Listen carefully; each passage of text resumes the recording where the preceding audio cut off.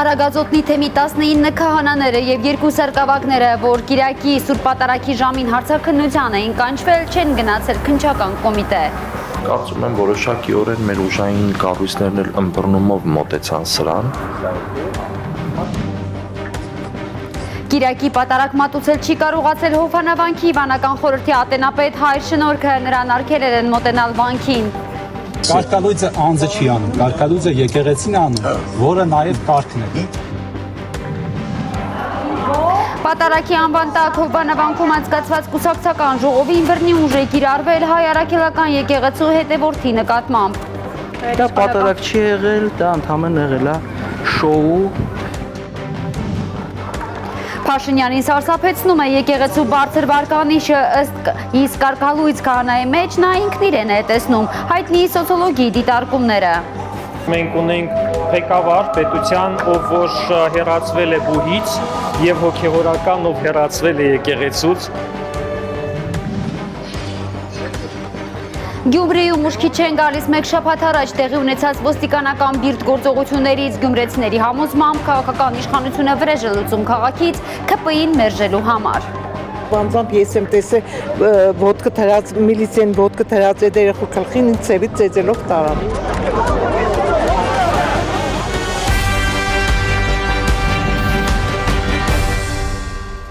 Բարի երեկո, սիրելի հայրենակիցներ, դուք դիտում եք Հայլուրի ամփոփիչ թողարկումը։ Եվ այսպես դեռ չէ, թե երբ են հարցաքննվելու Արագածոտնի թեմի հոգևորականները, 19 քահանայի եւ 2 սարկավագի քննչական կոմիտեն որոշել էր հարցաքննության կանչել Կիրակի հենց Սուրբ Պատարագի ժամին։ Եթե քահանաները գնային հարցաքննության, թեմի ոչ մի եկեղեցում պատարագ մատուցել հնարավոր չէր լինի։ Հովհաննավանքի նորանշանակ հոգևոր Հովիվ Տեր-Մանուկ քահանայի խոսքով, ի վերջո քննչական կոմիտեն ընդառաջել է իրենց, բայց թե երբ նորից կկանչվեն, պարզ չէ։ Իրավապահների նման գործելավոճը դատապարտելի է ոչ միայն հոգևոր դասի, այլև թեմի հետևորդների համար։ Կամպաներ խոսքով է,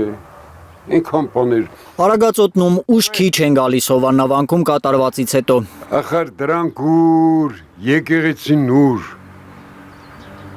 Այն ասма խոզին անգամ ուզում ես լվա, մակրատի, խալու վրեն, դի գլորին ինգնի ցեխը։ Կարգալույծ քահանայի պատարագ անունով միջոցառմանը մասնակցածներին ոչ մի կերպ չի հասկանում այս տղամարդը։ Եկեղեցում որտես է ծապտան։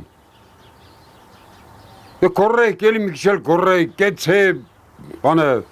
Պողոս Պետրոսը, Նադի շահը, կորրեյք, էլի։ Այս սուտի հավատացյալներ։ Լավ է, որ իսկական հավատացյալներ չեն եղել Կիրակի Հովհաննավանքում, ասում է աշտարակցին, կարծում է այդ դեպքում բախումն անխուսափելի կլիներ։ Բախում է տալու, որը որ ձեռը տալի այս ամենի կազմակերպիչներին։ Բախում, ներքին պառակտում, բախում։ Պառակտման առաջամարտիկ է դարձել Ստեփան Ասատրյանը։ Ես անունն էլ չեմ ուզում տամ, հուդա վերջ։ Նրա ոչ մի խոսքին չհավատացող աշտարակցին նաև հանցագործ է անվանում Ստեփանին։ Առաջի հանցագործը դու ես։ Ինչի՞ ես ժամանակին ասել, կարող է ցույցի ժամանակ ես իմ սարսափելի բաներ էին։ Դու ինչի՞ ես ժամանակին ասել, խես բայ փորոմդ, աճիճու։ Բավոր թթվեր է դիմացածդ փորոմդ թթվեր։ Էլավ հուդա։ Հուջիկ։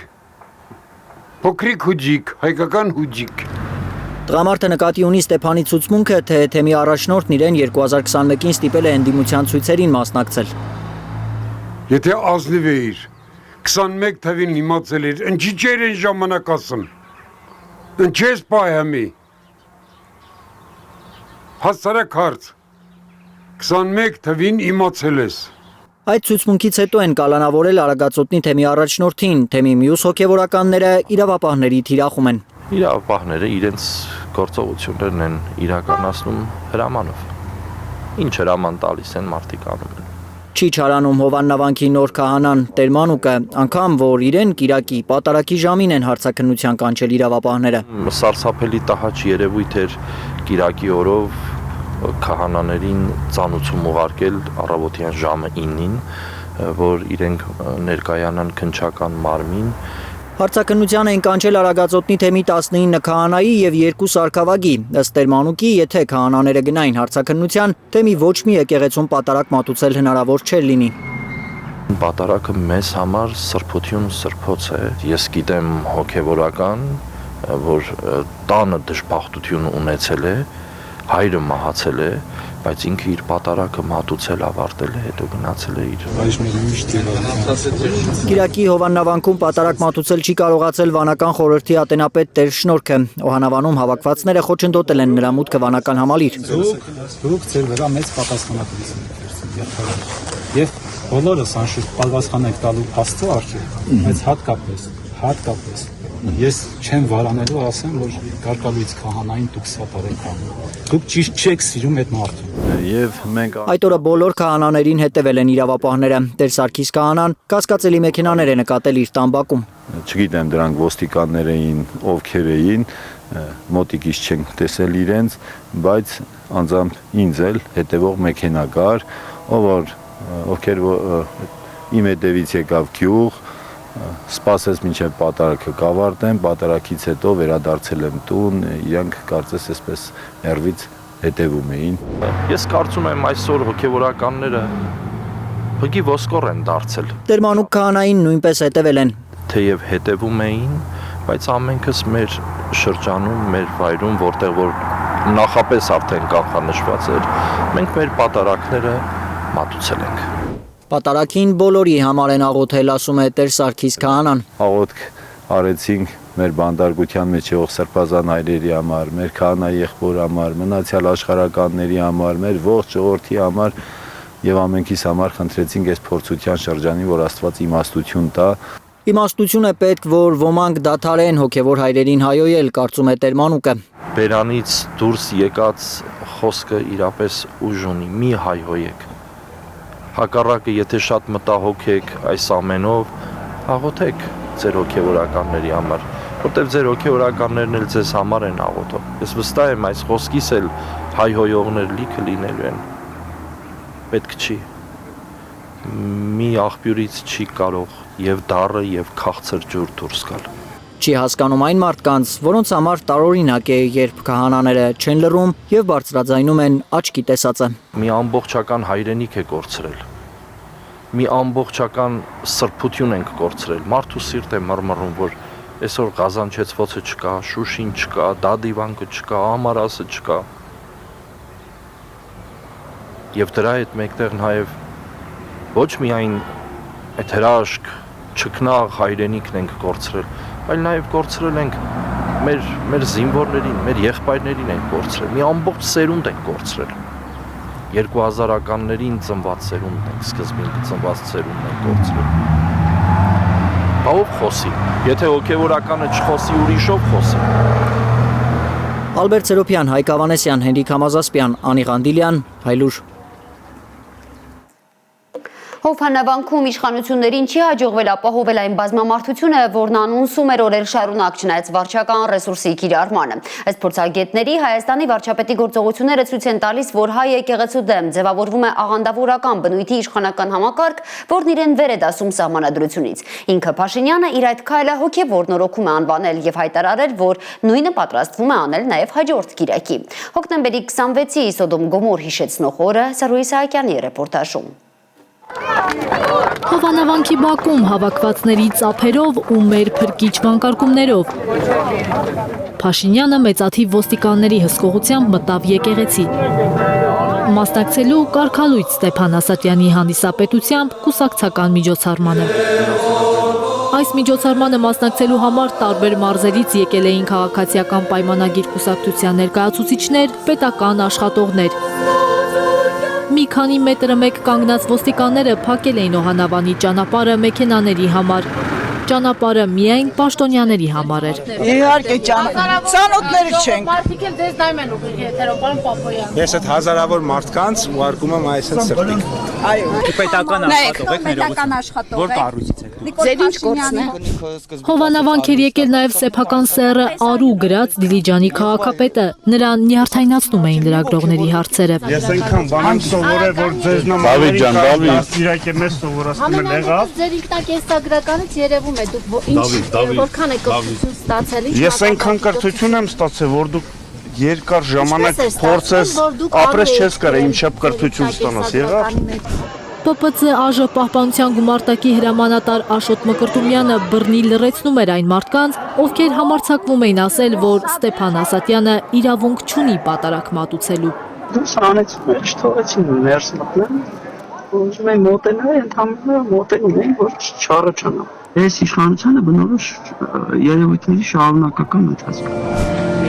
Քաղաքացիներից մեկն էլ ավետարանն է վերցել Ստեփան Ասատյանի ձեռքից, արժանի չհամարելով կարգալույց քահանային Սուրբ Գիրքը, բայց Ասատյանի շրջապատող մարդիկ արագ հետ են վերցել ավետարանը քաղաքացուց։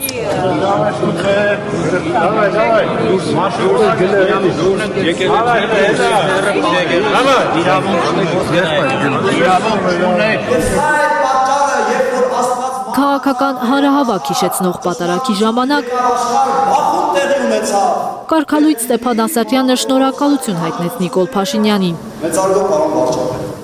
որ սկսել է իր խոսքով Մայրաթորի ազատագրման գործընթացը։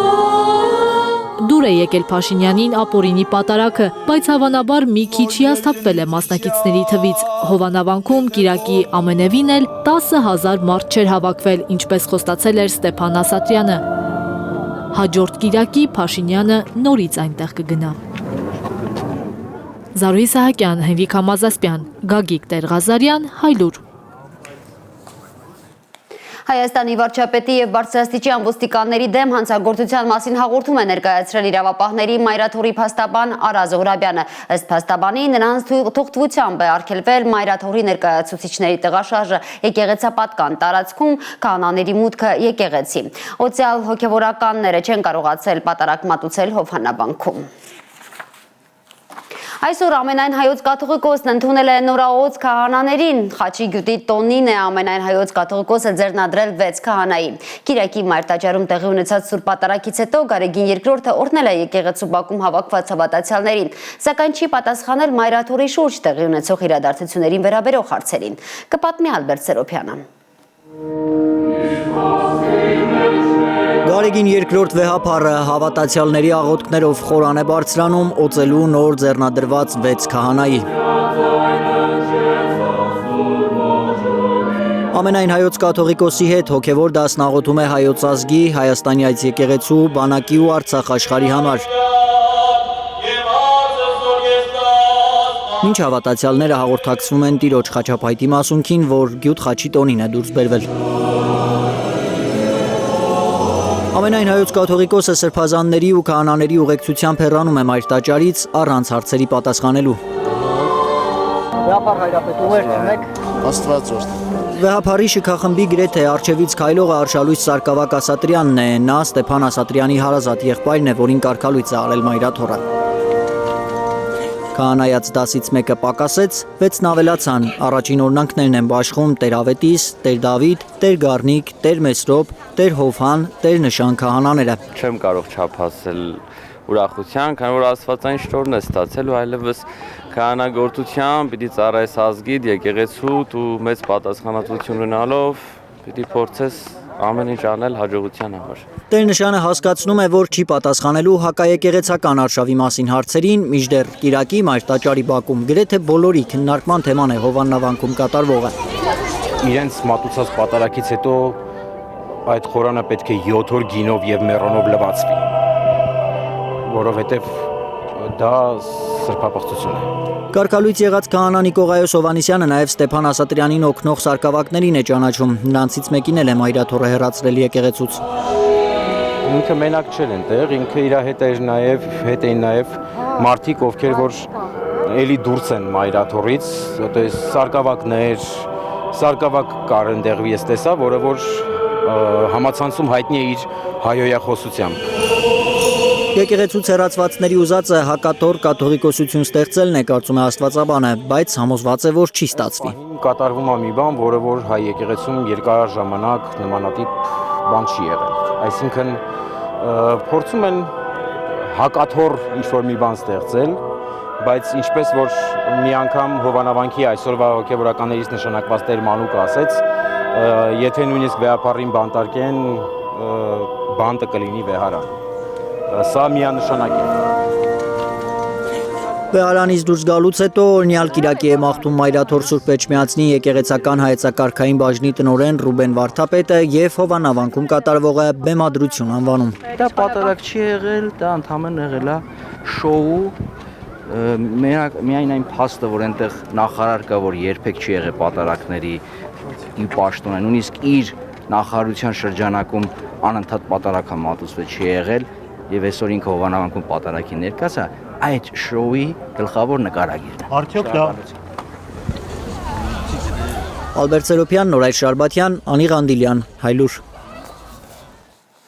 Հայ առաքելական եկեղեցու վարկանիշը 3 անգամ բարձր է Փաշինյանի իշխանության վարկանիշից։ Սոցիոլոգ Արթուր Աթանեսյանի կարծիքով հենց այս փաստն է երկրում մոլեգնող հակաեկեղեցական արշավի առանցքում։ Ըստ փորձագետի իշխանությունը փորձում է հասարակությանը համոզել, թե պայքարում է որոշ հոգևորականների դեմ, այլ ոչ թե հայ առաքելական եկեղեցու։ Եկեղեցին հոգևորականներն են, ինչպես բանակը զինվորականությունը, ու թյուրիմացություն է առանձնացնել այդ երկուսը։ Սոցիոլոգ Արթուր Աթանեսյանը նկատում է, որ եկեղեցու դեմ արշաված իշխանությունը փորձում է ժողովրդին հավատացնել, թե իրենց նպատակը հայ առաքելական եկեղեցին քանդելը չէ, այլ պայքարն է որոշ հոգևորականների դեմ։ Եկեղեցին ոչ թե շենքերն են, այլ հոգևորականությունն է եւ մենք հավատացյալներս։ Եվ սա է կարևորը, այնպես որ հոգևորականների դեմ պայքարելով եկեղեցու մասին է պայքարը, այդպես է դրված խնդիրը։ Սոցիոլոգի տվյալներով մեր եկեղեցու ռեյտինգը Հայաստանում 3 անգամ ավելի բարձր է, քան Փաշինյանի իշխանության։ Հայաստանի ղեկավարությունը դրա վտանգները շատ լավ է հասկանում։ Ցանկացած падգամավորի առանձին ռեյտինգը վարկանիշ ավելի ցածր է, քան ցանկացած հոգևորականի։ Երբ որ մենք ասում ենք, օրինակ, սա պայքար չէ եկեղեցու, այլ հոգևորականների դեմ, ցանկացած հոգևորական այսօր ավելի հեղինակավոր է, քան ցանկացած падգամավոր։ Ամենայն հարգանքով լավ падգամավորների հանդեպ, բայց դա այդպես է։ Կարգալույց հռչակված քահանայի մեջ ինքն իրեն է տեսնում Փաշինյանը, նկատում է սոցիոլոգը։ Հոգևոր պաշտոնը կորցրած Ստեփանն էլ փորձում է նմանվել Հայաստանի վարչապետին, խոսքը, պահվածքը, մտածողությունը։ Առանց ատելության խոսք տարածելով առավել եւս այս տարածքում, այս սուրբ տարածքում, ուղղակի օբյեկտիվ լինենք, ստացվում է այնպես, որ մենք ունենք ղեկավար պետության, ով որ հեռացվել է բուհից եւ հոգեվորական, ով հեռացվել է եկեղեցուց եւ իրենք հիմա միասին են, այնպես ինչպես եթե վատ երկու աշակերտ դուրս գար դպրոցից, հեռացվեին եւ խոսեին դպրոցի մասին, քննադատաբար Քննադատելը հիմա թրենդային է, նկատում է Աթանեսյանը։ Անընդունելի է փորձագետի համար, որ արատավոր հոսքի տակ ժողովուրդը քարեր է նետում դարերով մեր ինքնությունը պահպանող եկեղեցու վրա։ Յուրաքանչյուրս մեր մասին սկզբից պիտի մտածենք, արդյոք մենք ամբողջ այս մեր կյանքում առաջնորդվել ենք բոլոր նորմերով, բոլոր արժեքներով, երևի չէ, իհարկե չէ, եւ մասնավորապես քաղաքականության մեջ գտնվողները հայտնի է, որ քաղաքականությամբ զբաղվողը բարոյականության եւ անբարոյականության միշտ շեմին է գտնվում եւ այդ մարդիկ չէ, որ պիտի դատեն եկեղեցու բարոյականության մասին։ Մեր պատմության ընթացքում հիմնականում արտաքին թշնամիների դեմ է պայքարել եկեղեցին, նկատում է սոցիոլոգը։ Փաշինյանը հիմա ուզում է ներքին թշնամություն հրաժել։ Գայանե Մովսիսյան, Ալբերտ Սերոբյան, Նորայր Շարբաթյան, Էլենի Ահինյան, Հայլուր։ Հայաստանի արտաքին գործերի նախարարը հայ առաքելական եկեղեցու դեմ տեղի ունեցող գործողությունները եկեղեցու դեմ արշավ չի համարում։ Այս մասին Արարատ Միրզոյանը հայտարարել է ազգային ժողովում բյուջեի նախագծի քննարկման ժամանակ Հայաստան խմբակցության падգամավոր Ագնեսա Խամոյանի հարցին ի պատասխան։ Պարոն Միրզոյան, որպես նախկին ճեմարանական, ինձ հետաքրքիր է ձեր կարծիքը այն արշավի նկատմամբ, որ սկսվել է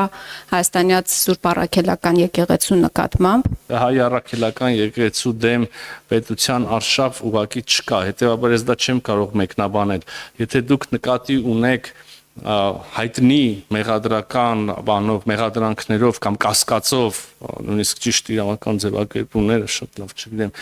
հոգևորականների մի քանի հոգևորականների ձերբակալությունը, կալանքը, չէ, կալանքա կիրառված, ապա այստեղ կարող եմ ասել, որ որևէ մեկը Հայաստանի Հանրապետությունում օրենքից վեր չի, վերջո այդքան ասում ենք օրենքի առջև բոլորը հավասար են, բայց ինքներս չհավատանք դրան։ Երբ ես ասում եմ, որ իշխանությունները արշավ են սկսել եկեղեցու դեմ, Ես նկատի ունեի նախ եւ առաջ երեկվա ֆեյք պատարակը թույլ տվեք ասել, որին մասնակցում էր Նիկոլ Փաշինյանը եւ ուրախ եմ, որ ձեզ այնտեղ չտեսա, որը իրականացնում էր կարգալույծ եղած հոգեվորականը։ Արժեքներին եւ սրբություններին հավատարիմ Կիրակի Սուրբ Պատարագի են մասնակցել մեր ձևով շարժման անդամները։ Սուրբ Սարգիս եկեղեցում շարժման ղեկավար Նարեկ Կարապետյանը թիմակիցների հետ հաղորդություն է ստացել։ Մեր եկեղեցին Աստծո օրհնությամբ մշտապես լեցուն է։ Ինչ վերաբերում է Նարեկին, ես մոտավորապես մի 10 տարի գիտեմ, ինքը այստեղ մեր հավատացյալներից է, մեր այցելուներից մշտապես հաճախում է Սուրբ Պատարագին, հաղորդություն ստանում եւ մի անկյունի վրա իր համար աղոթք է կատարում։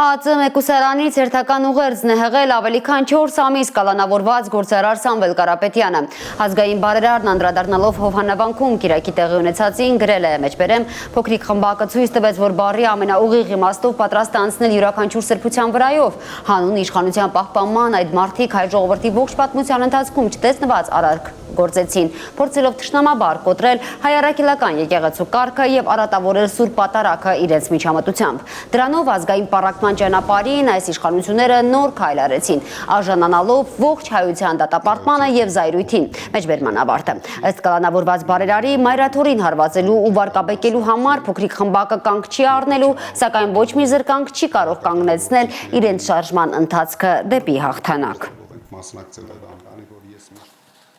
Ավստրալա-բրիտանացի աշխարհարչակ փաստաբան Ջեֆրի Ռոբերտսոնն է անդրադարձել բարերար Տաշիր ընկերությունների սեփականատեր Սամվել Կարապետյանի դատական գործին։ Ըստ Ռոբերտսոնի Կարապետյանի նկատմամբ կիրառվում են պետական հետապնդման գործիքներ միայն այն պատճառով, որ նա արտահայտվել է եկեղեցու օգտին եւ քննադատել է կառավարությանը։ Ցանկացած բանական դատավորի համար ակնհայտ է, որ Սամվել Կարապետյանը որևէ անօրինական բան չի արել։ Նա պարզապես պատասխանել է վարչապետի իր եւ իր եկեղեցու դեմ ուղղված չափազանցված ու սադրիչ հարցակումներին։ Այդ հայտարարության մեջ որևէ ակնարկ չկար հանցավոր մասնակցության, բռնության կամ այլ ապօրինի գործողության մասին։ Իր հայտարարության տեքստում գրել է փաստաբանը։ Նա նաև շեշտել է, որ Կարապետյանի դեմ իրականացվող գործողությունները բացահայտ հակասում են մարդու հիմնարար իրավունքներին եւ ազատություններին, ու նրա շարունակական կալանքը ակնհայտորեն ապօրինի է։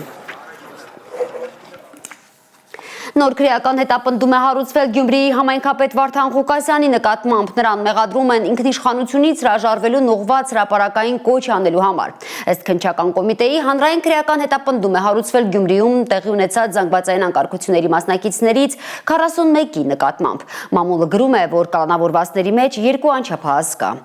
Գյումրեցիները ուշքի չեն գալիս մեկ շաբաթ առաջ տեղի ունեցած դեպքերից եւ քաղաքական շոու են անվանում ոստիկանական գործողությունները։ Սարսափելի վիճակ էր, պետք չէ այդ ամեն ինչը մեր Գյումրիում տեղի ունենար։ Գյումրեցիներն ուշքի չեն գալիս հոկտեմբերի 20-ին քաղաքի վրա ոստիկանական գրոհից հետո։ Մեր քաղաքին սազական չէր, դե մեզ սազական չէր, հարիր չէր։ Գյումրեցու ձեռք ոլորեն, ոտքն ուսին դնեն ու կանդալեն միայն նրա համար, որ պաշտպանում է քաղաքապետին։ Մեկ շաբաթ առաջ Գյումրիի համայնքապետարանում այդ տեսարանները մինչև հիմա քաղաքի բնակիչների աչքերի առաջ են։ Շոու էր, այո, ես չհասկացա ինչ էր, ջահել տղեկին սաղին հավաքեցին տարան ծեծելով, անձամբ ես եմ տեսել ոդկը թրած, միլիցիան ոդկը թրած այդ երեխու գլխին ինձ ծեվից ծեծելով տարան։ Մենք պոլիտիկ չենք տղաչան։ Ինչ է, մենք քաղաքական բաներ ենք, որ մեզի կանդալի մեջ կպահեն։ Քաղաքական շոու, այսպես են նկարագրում գյումրեցիները ոստիկանների գործողությունները։ Դա շոու էր։ Դա շոու էր, ցույց տվեց, որ դուք ձեզ կռախ հայտարարել եք։ Փոխարենը իրենք խայտարակվեցին, պնդում են հայրաքաղաքի բնակիչները։ Ասում են այդ օրը վերջնականապես պարզ դարձավ, իշխանությունն այլևս չի վայելում ժողովրդի վստահությունը, թե չէ ինչու պետք է ընդհուպ Երևանից ոստիկաններ բերեին ընդդիմադիր համայնքապետին պաշտպանողների հախից գալու համար։ Տեսակ ինչ բազմություն էին հավաքվել, որովհետև սիրված մարդ էր։ Մեր քաղաքապետը հանցագործ չէ, ոչ մի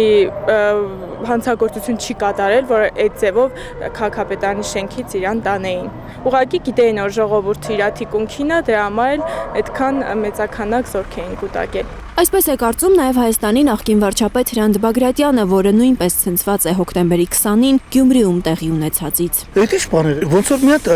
վեստեր թրիլեր նայենք հերթացով, այդ վազում էին հարյուրավոր բաներով, մասկե քաղաքած վազում են, ո՞ւտեղ եք ընկել, ինչ եք ընկել։ Ասենք թե ճիշտ հասցեով եք եկել։ Հրավիրեք մարդկան խոսակցության, քննություն վարեք։ Ես առաջ անգամ այդպես բան տեսնում։ Այս գործելավեճը համապատասխանում է այն տեղեկատվությանը, որ իրանք այլևս չեն վայելում ժողովրդի մեծամասնության վստահությունը։ Գյումրեցիները զայրացած են, որովհետև հոկտեմբերի 20-ին տեղի ունեցածը չի ավարտվել։ Գյումրիի համայնքապետարանը գրեթե դատարկվել է։ Ամեն օր նոր մարդկանց են ձերբակալում, նոր քրեական հետապնդումներ սկսում։ Ըստ քննչական կոմիտեի հանրային քրեական հետապնդում է հարուցվել 41 մարդու նկատմամբ, որից 24-ը կալանավորված է։ Նրանցից 2-ը անչափահաս են։ Անմեղ երեխաների տարել փակել են 18 տարեկան, 20 տարեկան, 23 տարեկան երիտասարդների, որ չի կարելի, նրանց ապագան են ուղղակի կործանում։ Նոր քրեական հետապնդում է հարուցվել Գյումրիի համայնքապետ Վարդան Ղուկասյանի նկատմամբ։ Հիմա էլ նրան մեղադրում են ինքնիշխանությունից հրաժարվելուն ուղղված հրապարակային կոչ անելու համար։ Սեպտեմբերի 16-ին եւ 23-ին այլ երկրների հետ միություն կազմելու մասին Ղուկասյանի մտքերն է քննչական մարմինը դիտարկել որպես Հայաստանի ինքնիշխանությունից հրաժարվելուն ուղղված կոչ։ Պարոն Ղուկասյան, Վարդան Ղուկասյանի պաշտպանական թիմը վստահ է, քաղաքական հետապնդում է իրականացվում Գյումրիի ընդդիմադիր քաղաքապետի նկատմամբ։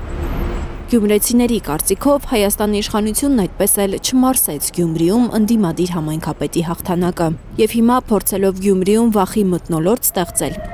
ուզում է հասարակ գյումրեցիներից վրեժ լուծել իշխանության տեխնացուին մերժելու համար։ Ժողովրդի մեջ խճապմանն են, ժողովրդի մեջ վախ առաջանա, բայց գյումրեցին վախեցող չէ։ Դե մեր գյումրեցիները թասիբով են ու երբեք թույլ չեն տա նմանատիպ բաներ լինել։ Վստահ են, Վարդան Ղուկասյանին ուզում են մեկուսացնել, որ իշխանությունների տեխնացուն ղեկավարի Հայաստանի երկրորդ մայրաքաղաքը, բայց իրենք դա թույլ չեն տա։ Ուզում ենք, որ մեր քաղաքապետը մնա մեր կողքին ու ինքը ղեկավարի մեր Գյումրին։ Լիլիթ Գասպարյան, Ալեքսանդր Սարգսյան, Խաչատուր Գևորգյան եւ Գագիկ Տեր-Ղազարյան, Հայլուր։ Արդեն մեկ շաբաթ կալանավորված փաստաբան Ռուբեն Մխիթարյանի հարցով մեր ձևով շարժումը դիմել է Հայաստանում գործող դեսպանատներին եւ միջազգային կառույցներին։ Դիմումի հետ ներկայացրել են նաեւ համապատասխան տեսաձայնագրություններ։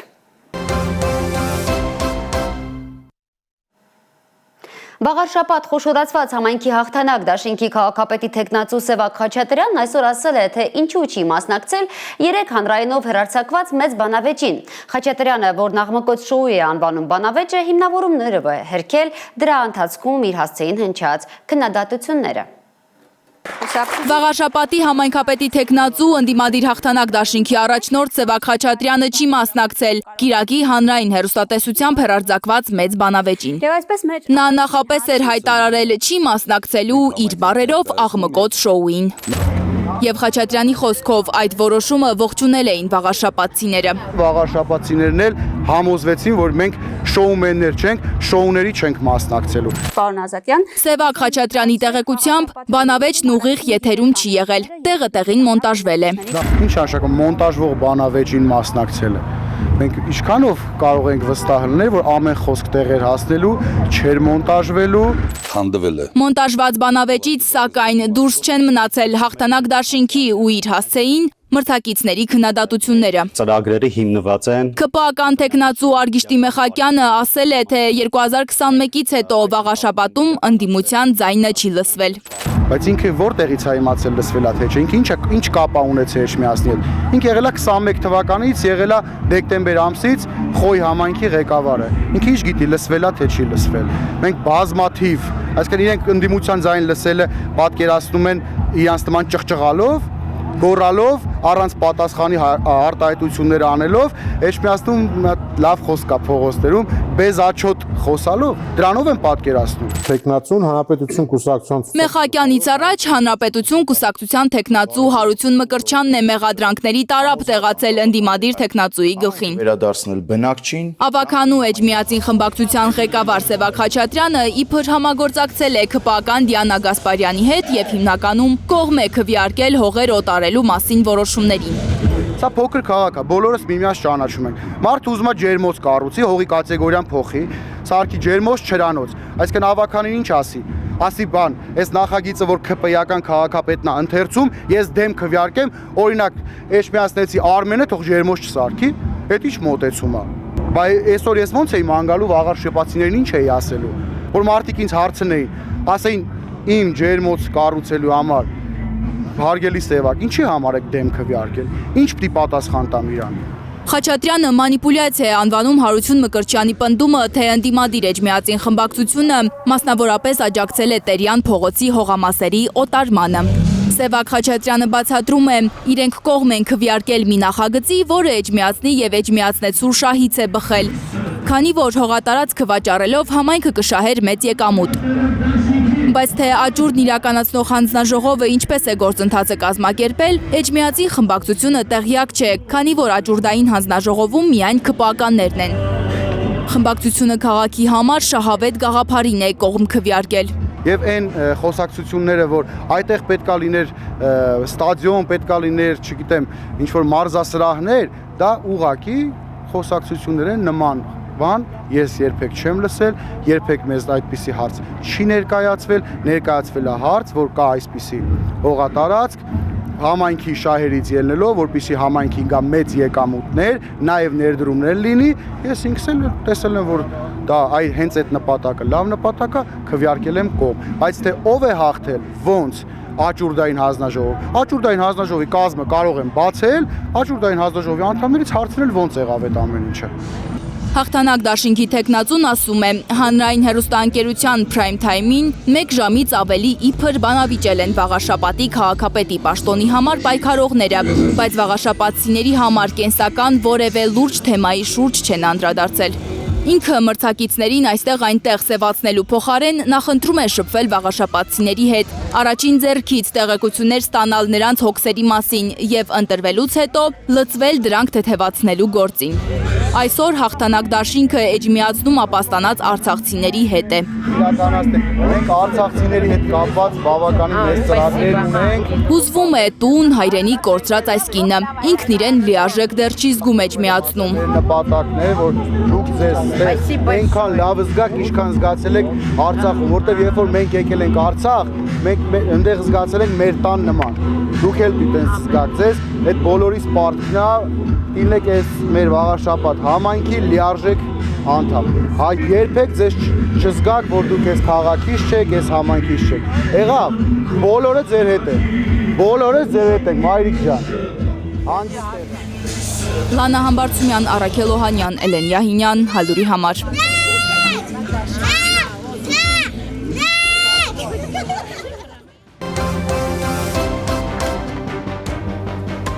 Սիրելի հայրենակիցներ, թողարկման երկրորդ մասում կարող եք դիտել։ Սա առաջին հերթին նշանակում է Հայաստանի ապաշրջափակում մեր համար։ Մեծ ապաշրջափակում է ազդարարում Հայաստանի արտգործնախարարը, պնդելով, որ խոսքը միայն Ադրբեջան-Նախիջևան ճանապարհի մասին չէ, խորհրդարանական ընդդիմությունը մեծ խոստման տակ մեծ վտանգ է տեսնում։ Այստեղ ակնհայտ շանտաժի օտա գալիս։ Ճանապարհներ Ադրբեջանին, ոչ մարտունակ բանակ Հայաստանին, Փաշինյանական նոր բառախաղեր հայկական բանակի մարտունակության անկումը արդարացնելու համար։ Երբ որ ասում եմ մարտունակ բանակ, ինքը չի տեղորոշում այդ պոտենցիալ մարտը, որտեղ է տեղի ունենում։ Ես համաձայն չեմ վարչապետի։ Վարչապետի հետ համաձայն չեն շատերը, 3 միլիոն վարչապետներից ժողովուրդը մերժում է Փաշինյանի աղքատության մասին թարմացված թեզը, թե մարդիկ աղքատ են, որովհետև կիրթ չեն։ Հայաստանի Հանրապետության դպրոցները ավերել է Հայաստանի Հանրապետության վարչապետը։ Եվ վերջին լուրերը ռուս-ուկրաինական ճակատից Ուկրաինան եւ դաշնակիցները համաձայնել են առաջիկա 10 օրվա ընթացքում աշխատել հրադադարի ծրագրի շուրջ։ Արդյոք միջուկային շարժիչով ռուսական բուրիվեսնիկ նոր հրթիռը փոխում է իրադրությունը ռազմական եւ դիվանագիտական ճակատներում։ Հետո կորոշենք օգտագործման հնարավոր մեթոդները ու այս զենքի համար ենթակառուցվածքներ պատրաստելը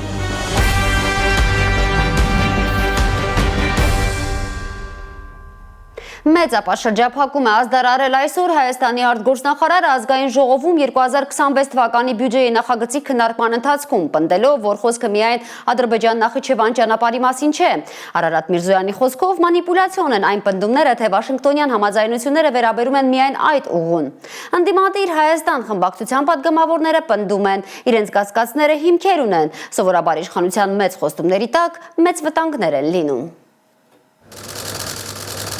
Խոսքը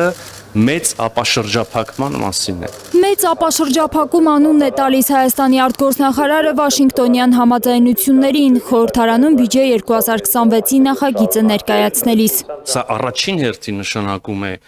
Հայաստանի ապաշրջափակում մեր համար։ Նրա խոսքով մանիպուլյացիոն են պնդումները, որ Վաշինգտոնյան համաձայնությունները միայն Ադրբեջան-Նախիջևան կապի ապահովման մասին են։ Մեծ ապաշրջափակման մի մասն է այդ կապը ըստ Միրզոյանի։ Ընդ որում, ենթակառուցվածքը, որով այդ կապը օրինակ պետք է իրականացվի, նույն կերպ շահագործվելու է եւ օգտագործվելու է կրկին Հայաստանի Հանրապետության կողմից։ Եթե այդ մեծ ապաշրջափակման ընթացքում չի բացվելու երաշխսադարակ կապը, ապա անիմաստ է դառնալու այդ ապաշրջափակումը Հայաստանի համար, նկատում է ընդդիմադիր պատգամավոր Արթուր Խաչատրյանը։ Նա հիշեցնում է, որ ճանապարհի այդ հատվածի վերաբերյալ Փաշինյանը հայտարարել էր, իրենք ավելի քան առաջարկ են արել Ադրբեջանին, պատասխանել է Բաքուն Երևանի առաջարկին։ Ադրբեջանական կողմի արձագանքի մասին ոչինչ չի ասում Միրզոյանը, բայց վստահեցնում է, երաշխսադարակ կապը մեծ ապաշրջափակման ծրագրի անբաժանելի մաս է։ Չկա տրամաբանություն, երբ որ կաշխատի օրինակ Հայաստանի հարավով անցնող երկաթուղին եւ չի աշխատի Նախիջևանի տարածքով աշխատող երկաթուղին։ Խաչատրյանի պնդմամբ կարևոր է նաև թրիփի ու երաշխսադարակ ճանապարհի համաժամանակյա բացումը։ Լինի համաժամանակյա բացում, որ մեկը դանով Հայաստանի արտաքին շրջափակումը չի ճեղքվի։ Գոնե ներքին արդյունավետությունը կբարձրանա։ Ենթադրվում է, որ դա պիտի լինի համաժամանակյա։ Հայաստանի արտգործնախարարի գնահատմամբ շրջադարձային իրադարձություն է եղել Հայաստանի ու Ադրբեջանի միջև, երբ որոշվել է ղազախական ցորեն բերել Հայաստան Ադրբեջանի տարածքով, բայց ոչ հայ-ադրբեջանական սահմանով։ Այդ նոր դուռը որտեղ է բացվել։ Մի հատ ցույց կտակ այդ տեղը։ Եթե գնում է այլի Վրաստանից գալիս է, լավ, վատ բան տեղ չեմ կարող ասեմ, բայց էսա ձեր պատկերացած ապաշրջափակումը Կամ որտեղ է այն հայտարարությունը, որ Ադրբեջանը ճանաչել է Հայաստանի տարածքային ամբողջականությունը 29800 քառակուսի կիլոմետր տարածքով, հարցնում է Վարդանյանը, վստահեցնելով, որ Բաքվի պաշտոնյաները երբևէ այդպիսի հայտարարություն չեն արել։ Հետևաբար, հայ պաշտոնյաները չեն կարող պնդել, թե Ադրբեջանը ճանաչել է Հայաստանի տարածքային ամբողջականությունը։ Չկա այդպիսի հայտարարություն։ Մի խոսքով Տիկին Վարդանյան լավ չեն ձեր գործել։ Իմ գործերը նման են Հայաստանի Հանրապետության գործերին, որ իրոք լավ չեն։ Իմ գործերը ուղիղ կապված են։ Հայաստանի տարածքից դուրս չեն գալիս ադրբեջանցիները, գերիները չեն վերադառնում, հիշեցնում է Գառնիկ Դանիելյանը։ Ես եւ մեր հանրությունը ձեզնից, պարոն Միրզոյան, երկու կարևոր խնդրի լուծում էր ակնկալում Ադրբեջանից այս ընթացքում։ Մեր սուվերեն տարածքներից Ադրբեջանի դուրս գալը օկուպացված տարածքները եւ երկրորդը գերիների պատանդառնված անձած ազատ արձակում։ Արգելի պարոն Դանիելյան ջան, եթե թույլ կտաք ձեզ ջանով դիմեմ, ես մեծ համակրանք ունեմ ձեր նկատմամբ, բայց պետքա ցավով խոստովանեմ, որ ձեզ խաբել են։ Միրզոյանը վստահեցնում է, որ ինքն է ճիշտ ասում, թե նախորդ իշխանությունների ճանաչած Հայաստանի տարածքը մոտ 200 քառակուսի կիլոմետրով է պակասել, բայց քանի որ հայկական ուժերի վերահսկողության տակ էլ ադրբեջանական հողեր կան, խնդիրը պետք է լուծել ոչ ռազմական ճանապարհով։ Այս տարածքների, ուրեմն օրինական տերերին մերը մեզ, իրենց, վերադարձի գործընթացը պետք է տեղի ունենա մեկնարկած եւ շարունակվող սահմանների սահմանազատման եւ սահմանագծման գործընթացի շրջանակներում Գերիների վերաբերյալ շաբլոն նախադասություն չի ուզում ասել Միրզոյանը, թե աշխատում են այդ ուղղությամբ ամենօրյա ռեժիմով։ քանի դեռ հերթական արդյունքը չկա, շոշափելի գործողությունը չկա, չեմ ուզում այդ շաբլոն նախադասություն ասել։ Լիլիթ Սարգսյան, Միլենա Պողոսյան, Գագիկ Տեր-Ղազարյան, Հայլուր։ Իդեպ Միրզոյանը ավելի ուշ լրագրողների հետ զրույցում ասել է, որ Հայաստանի եւ Ադրբեջանի միջև խաղաղության պայմանագրի ստորագրման ամսաթիվը առավել եւս տեղը հայտնի չէ։ Ադրբեջանցիները մերժել են վաղը Երևանում կայանալիք Եվրանեստ խորհրդարանական վեհաժողովին մասնակցելու հրավերը։ Բաքուն դա բացատրել է նրանով, որ Եվրախորհրդարանի որոշ հայտարարություններ ու փաստաթղթեր իբր հակասում են Ադրբեջանի ինքնիշխանությանը, տարածքային ամբողջականությանը եւ խաթարում են Երևան-Բաքու խաղաղության գործընթացը։ Բաքուն հավանաբար ակնարկում է այն բանաձևերը, որոնցով Եվրամիությունն ընդգծել է արցախահայերի իրավունքների պաշտպանության հարցերը։ Երևանյան նիստը բոյկոտել են նաեւ վրացիները։ Վրաստանի խորհրդարանի падգամավոր Լևան Մախաշվիլիի խոսքով Եվրախորհրդարանի որոշ падգամավորներ մասնակցել են իշխանության դեմ Թբիլիսիում բողոքի ցույցերին, արել հայտարարություններ, որոնցով հասարակական անկարգություններ ու բռնություն են հրահրել։ Եվրամիության հետ քաղաքական ու տնտեսական կապերը զարգացնելու համար ստեղծված Եվրանեստ հարթակի անդամներ են նաև Ուկրաինան, Մոլդովան եւ Բելարուսը։ 2026-ին Հայաստանը նախատեսում է ավելի քան 15%-ով կրճատել պաշտպանության ծախսերը։ Եկող տարվա անելիքների մասով 1-2 կծկտուր տեղեկություն է տվել Փաշինյանը գլխավոր ֆինանսատնտեսական փաստաթուղթը ներկայացնելիս։ Փոխարենը ավելի քան 1 ժամ խոսել է ՀԴՄ կտրոն պահանջելու կարևորության մասին, թթվասերի օրինակով բացատրել բյուջեն լցնելու մեխանիզմը։ Փաշինյանի դասախոսության ժամանակ անգամ ԿՊԱ-ականներն են մի քանի անգամ քննելու արթնացել։ Բոլոր մանրամասները Արփի Սուքիասյանի ռեպորտաժում։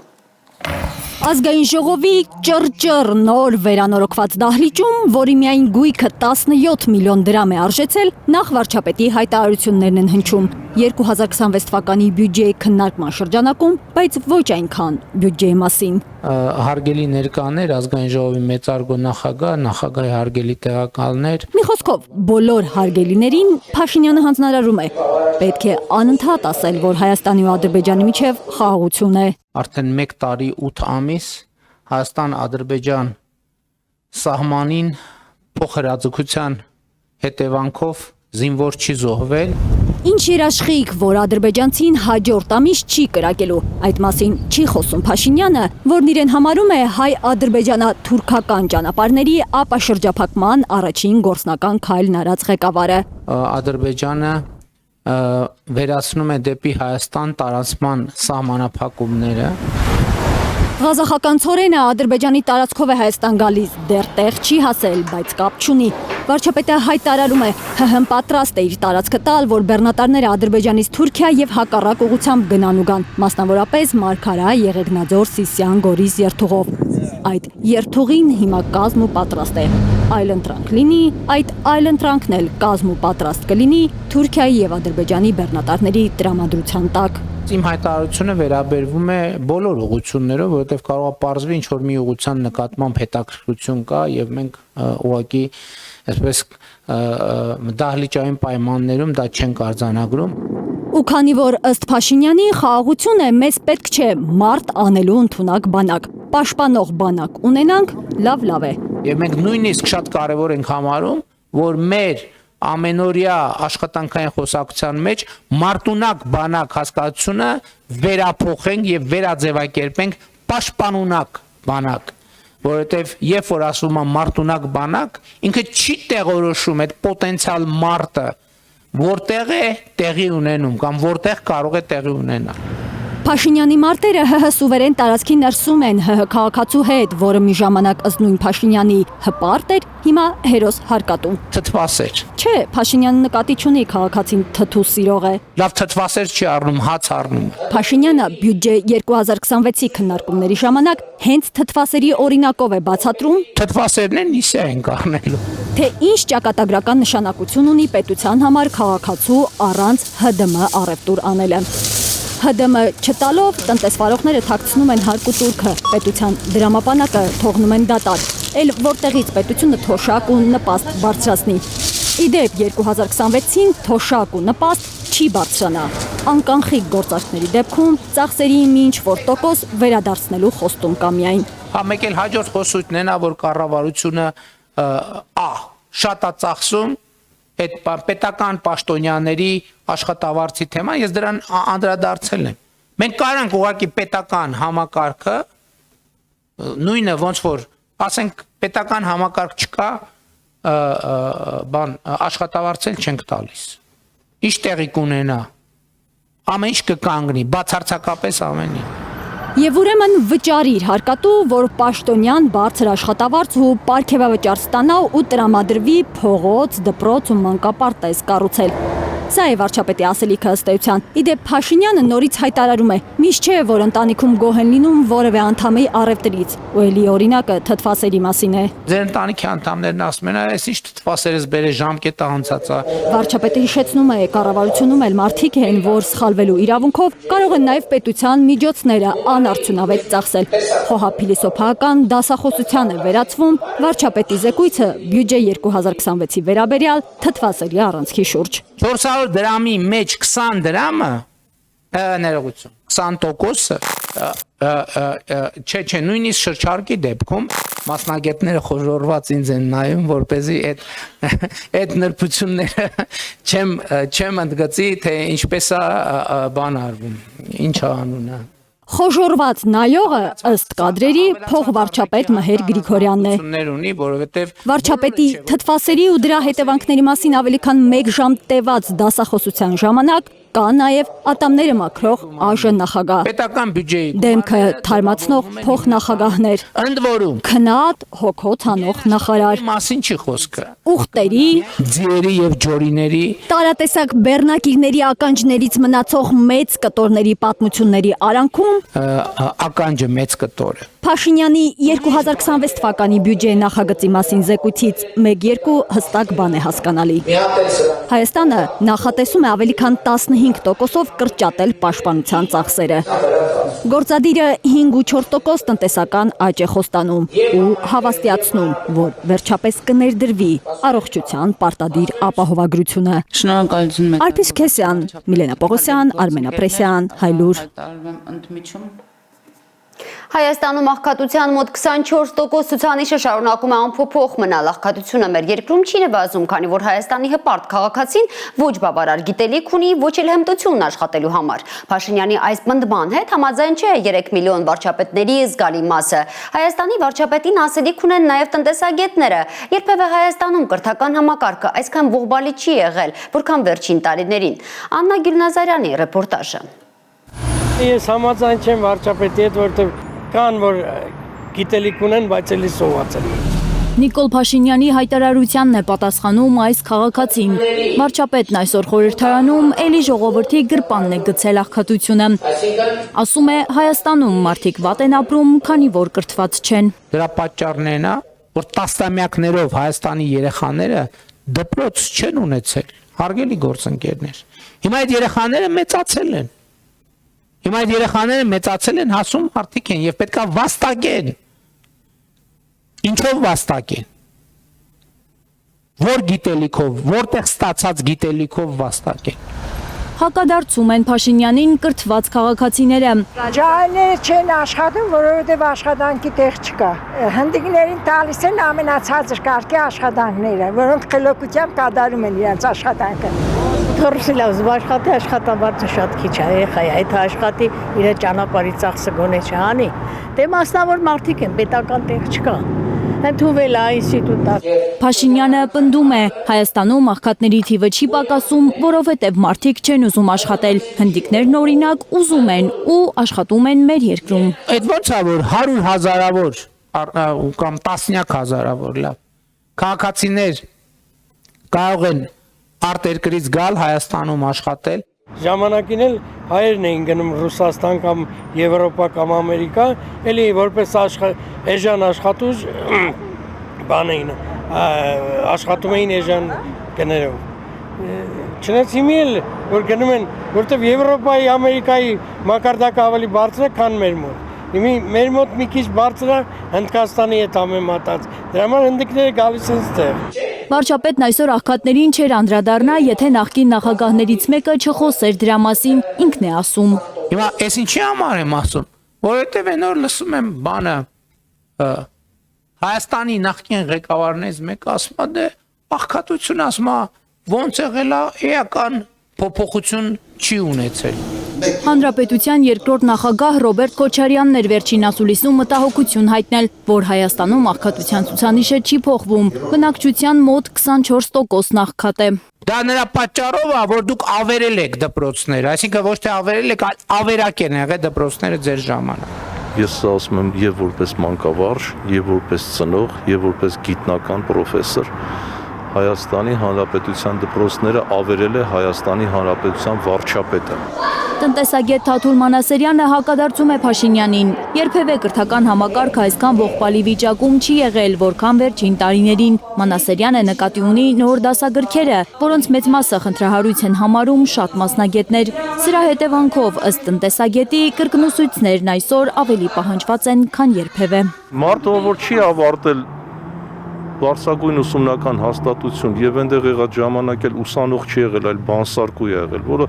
լրագրության փոխարեն գործ տվող է եղել եւ այլ։ Ինչ կարելի է սպասել։ Տնտեսագետը պնդում է, աղքատության իրական մակարդակը Հայաստանում ոչ թե 24% է, այլ գրեթե 43%։ 2023 թվականի տվյալով աղքատ է համարվում ամսական մինչև 57744 դրամ ստացողը։ Նրանք աշխատող աղքատներն են, որոնց եկամուտը ավելի ցածր է, քան նվազագույն զամբյուղի արժեքը։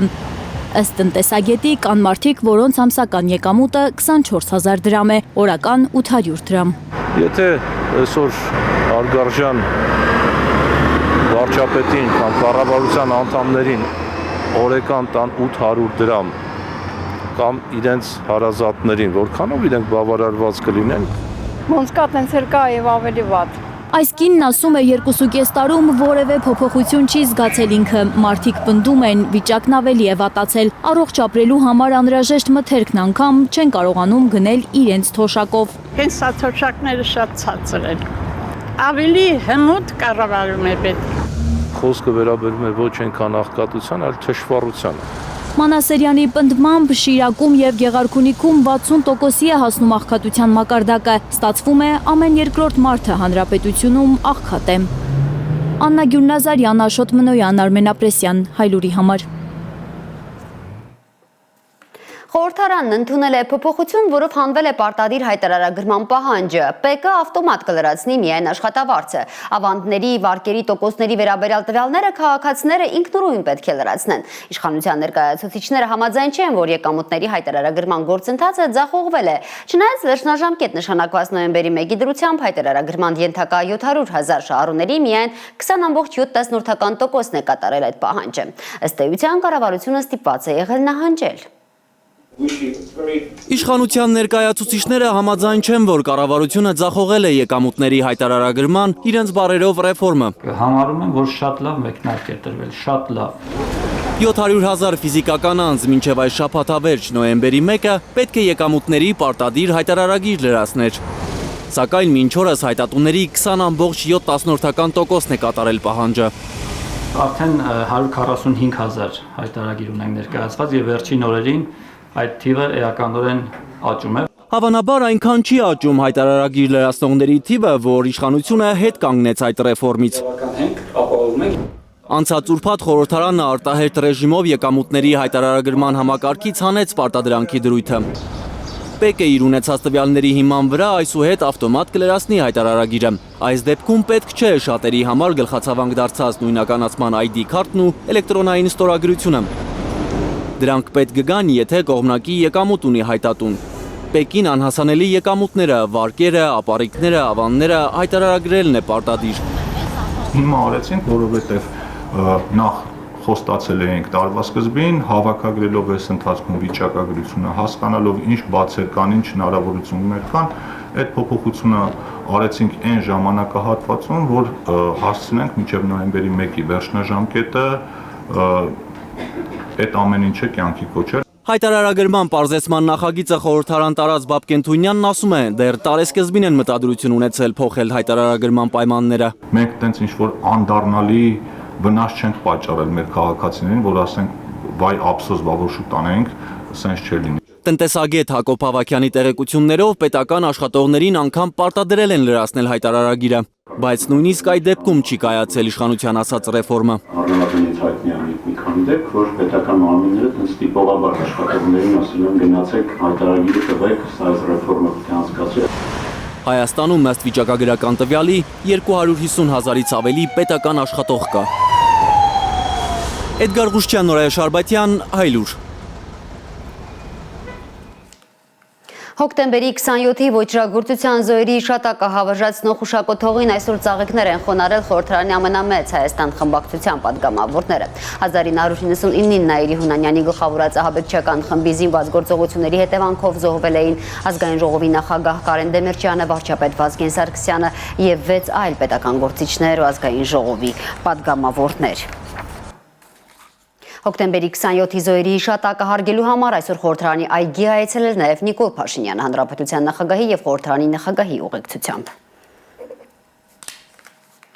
Վերջին լուրերը ռուս-ուկրաինական ճակատից Կիևն ու դաշնակիցները համաձայնել են առաջիկա 10 օրվա ընթացքում աշխատել հրադադարի ծրագրի շուրջ։ Արդյոք միջուկային շարժիչով ռուսական բուրիվեստնիկ նոր հրթիռը փոխում է դրությունը ռազմական եւ դիվանագիտական ճակատներում, դեռ պարզ չէ։ Ճակատում ռուսները հաջողություններ ունեն նաև առանց այդ հեռահարթևավոր հրթիռների։ Ռուսական բանակը մտել է ռազմավարական նշանակության ուկրաինական Պոկրովսկ քաղաք, 1 բնակավայր գրավել է Դնեպրոպետրովսկի մարզում, 2-ը Զապորոժիեի մարզում։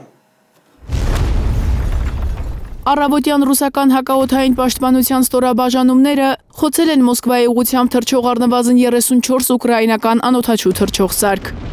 Այս մասին հայտնել է Մոսկվայի քաղաքապետը։ Ժամանակավորապես փակ էին քաղաքի 4 օդակայաններից 2-ը՝ Դոմոդեդովոն եւ Ժուկովսկին։ Ռուսական պետական 10 լրատվականի տվյալներով Ռուսաստանի զինված ուժերը վերջին 1 օրում 281 ուկրաինական անօդաչու թռչող սարք եւ 2 կառավարվող ռումբ են խոցել դաշնության ամբողջ տարածքում։ Ռուսական լրատվամիջոցներն ամբողջ շաբաթ ուկրաինական հարձակումների հետևանքով քաղաքացիական անձանց զոհերի մասին են հաղորդել։ 1 մարդ զոհվել, 5-ը վիրավորվել է Բրյանսկի մարզում։ Ռուսական կողմը նաև ուկրաինական հարվածի պատճառով քանդված բնակելի տների ու շինությունների լուսանկարներ է հրապարակել Բելգորոդից։ Բելգորոդի նահանգապետը հայտնել է 16 մարդու վիրավորվելու մասին, նրանցից 3-ը երեխաներ են։ Դոնեցկում եւ Խարկովում են խաղաղ բնակիչներ զոհվել։ ՏԱՍ-ը գրում է, որ ուկրաինական հարվածից 2 մարդ զոհվել է Դոնեցկում, 1-ը Խերսոնում։ Ավերածությունների ու մարդկային զոհերի մասին հաղորդում է նաև Կիևը։ Ուկրաինայի մայրաքաղաքն է նորից թիրախում եղել։ Ռուսական անօդաչու թռչող սարքերի հարձակումների հետևանքով առնվազն 3 մարդ է զոհվել, 29-ը վիրավորվել։ Ըստ Ուկրաինայի ներքին գործերի նախարարի, վիրավորներից 7-ը երեխաներ են։ Ուկրաինական լրատվամիջոցների պնդմամբ ռուսական հարձակումներից Զապորոժիեի մարզում 63-ամյա մի տղամարդ է զոհվել։ Խարկովի շրջանում նույնպես զոհ կա։ Կիևն ու Մոսկվան մարտադաշտում ձեռքբերումների մասին են հայտնում։ Ռուսաստանի ցամաքային զորքերը մտել են ռազմավարական նշանակության ուկրաինական Պոկրովսկ քաղաք։ Կիևը հաստատել է լուրը։ Վլադիմիր Զելենսկիի կարծիքով իրավիճակը դժվարին է։ Նրա խոսքով չնայած քաղաքում եւ քաղաքի հարակից տարածքներում թեժ մարտեր են ընթանում, ուկրաինական ուժերը պահպանում են իրենց հիմնական պաշտպանական գծերը։ Իսկ Ուկրաինայի գլխավոր շտաբը հայտնում է, որ վերջին 10 օրերի համառ պայքարի արդյունքում իրենց ուժերը վերականգնել են Դոնեցկի մարզի 2 բնակավայրերի՝ Կուչերիվ Յարի եւ Սուխեցկեի վերահսկողությունը։ Ռուսական կողմը չի մեկնաբանել այս լուրը։ Ռուս-ուկրաինական պատերազմի թեժ պահին, երբ Թրամփը հայտարարեց, Տոմահաուք հրթիռներ չի վաճառելու Ուկրաինային,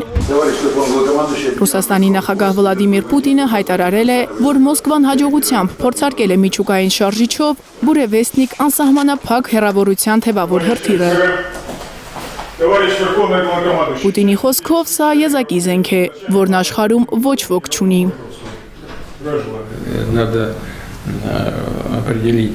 Անհրաժեշտ կլինի որոշել, թե այս նոր համակարգը զենքերի որ դասին է պատկանում։ Հետո կորոշենք օգտագործման հնարավոր մեթոդները ու այս զենքի համար ենթակառուցվածքներ պատրաստելը այն մեր զինված ուժերում տեղակայելու համար։ Հրթիռը 3 օդում մնացել է մոտ 15 ժամ, անցել 14000 կիլոմետր։ Բուրևեստնիկի փորձարկումներին արձագանքել է Թրամփը, Միացյալ Նահանգների նախագահի խոսքով այդ փորձարկումը տեղին չէ։ Նա պետք է ավարտի պատերազմը հրթիռներ փորձարկելու փոխարեն, հայտարարել է Դոնալդ Թրամփը։ Մարիամ Ամիրջանյան, Անի Ղանդիլյան, Հայլուրի համար։ Հարգելի հեռուստադիտողներ, վերջում մեկ լուր ոստիկանությունից Գեղարքունիքի ոստիկանությունը փնտրում է 3 տարեկան Տիգրանին։ Այսօր ժամը 18-ի սահմանում է ոստիկանություն հաղորդում ստացվել, որ Ծափաթաղ գյուղի բնակիչ 2022 թվականին ծնված Տիգրան Օվանեսովը ժամը 16:30-ի սահմանում կորել է։ Երեխայի գտնվելու վայրի վերաբերյալ տեղեկություն ունեցողներին խնդրում ենք դիմել ոստիկանության մոտակա բաժին։